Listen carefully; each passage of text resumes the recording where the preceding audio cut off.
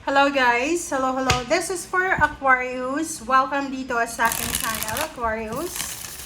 Titingnan natin kung anong messages, vibration, gabay para sa inyong lahat, Aquarius. This is the first week of March 2026. So ano ba ang message na kailangan nyong marinig simula sa araw na ito? This is for Aquarius. Okay, first two cards natin, Aquarius. Congratulations sa inyong lahat. Kasi sinasabi ng baraha sa'yo dito na posibleng sa linggong ito ay merong possible na mentor, advisor, or pwedeng meron kang kakampi, allies, na siya ay makakatulong sa'yo para makuha mo yung King of Pentacles. So, ibig sabihin, it's either may tutulong sa'yo na mag-apply ng trabaho, ma-promote ka, may tutulong sa'yo para makuha mo yung financial success. Like for example, may prospect ka na bansa na gustong puntahan. Possible na may mga tao na available na posibleng tutulong sa'yo. Alright, so let's check. Ano pa ba? Aquarius, wow! But meron dito na Aquarius, yun na nga, sinasabi ng baraha na there's an opportunity, may mga possibilities sa'yo na darating simula this week na pwede mong pagkakitaan or pwedeng makatulong sa'yo para sa financial success and victory. But the problem is, medyo magiging undecided ka sa linggong ito. Sinasabi ng baraha sa'yo dito na siguro mahihirapan ka na kumbaga isipin kasi i-compare mo sa dami-dami ng choices and options mo, i-compare mo yung mga gusto mo. Okay? Like for example, dati wala kang oportunidad na makapunta ng ibang bansa, but now sinasabi ng barahan na may posibilidad na. So, ang problema lang dito sa dami-daming options and choices na pagpipilian mo, baka malito ka na. Okay? So, this is confusion sa kung ano talaga ang pangarap mo. Kung ano talaga yung magdadala sa'yo ng saya. Okay.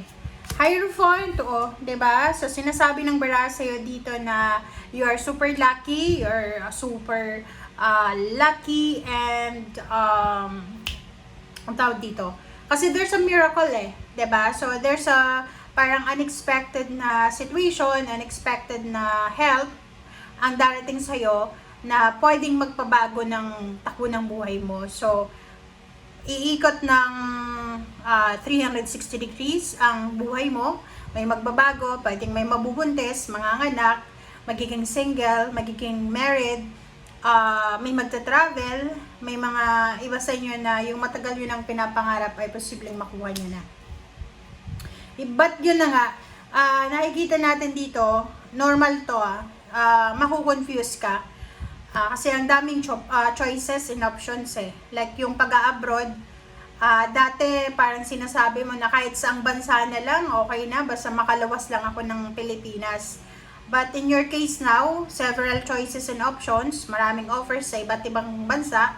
So, medyo maguguluhan ka kung saan ba dito ang para sa'yo. But ang pinaka-positive dito, sinasabi na kahit saan ka man pumunta, ano man ang choices anumang choice ang piliin mo, still, magiging balance yung finances mo. Okay? So, sinasabi ng baraha sa'yo dito na kayod lang ng kayod. Okay? Wag kang, simula ngayong linggo, wag kang mag-give up. Okay? Wag kang sumuko. Ituloy mo lang kung ano yung gusto mo na yan. And the sky is the limit, limitless ang opportunities na posibleng darating sa'yo. Alright.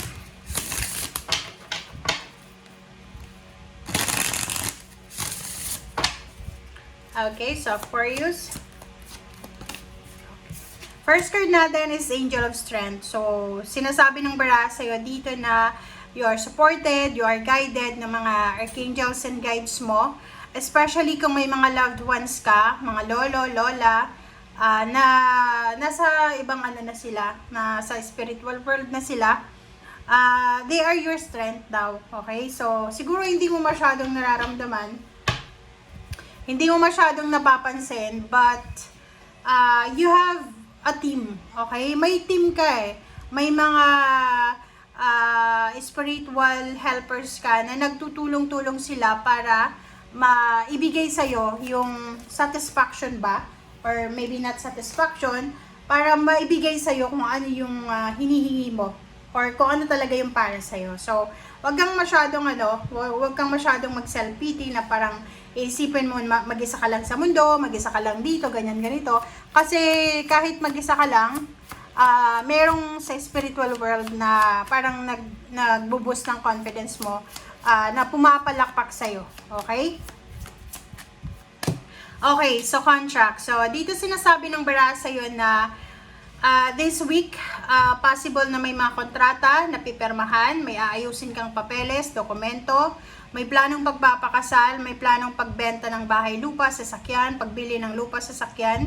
But basta ang ganda, there's a Libra energy here. So kung may kakilala kang Libra, like for example parents, siblings, sila yung magiging source of strength mo. Sila yung mga possible na maging mentor mo, allies sa kung ano man na plano mo sa buhay. Alright? So let's check. This is the last messages from your spiritual guides. Alright. Kumuha tayo dito ng dalawa para sa lahat ng Aquarius. Okay. First card natin is Father's Love. Dito sinasabi ng bara, especially kung ikaw ay Aquarius tapos wala ka ng tatay. Okay. Yun na nga sabi ko sa'yo. Your spiritual helper, your guide spiritually, ay they're cheering for your success. Kumbaga, baka akala mo lang lalo yung iba na nagsiself-pity na may kapamilya ka naman na buhay pero hindi mo sila maasahan kasi parang hindi ka nila kilala.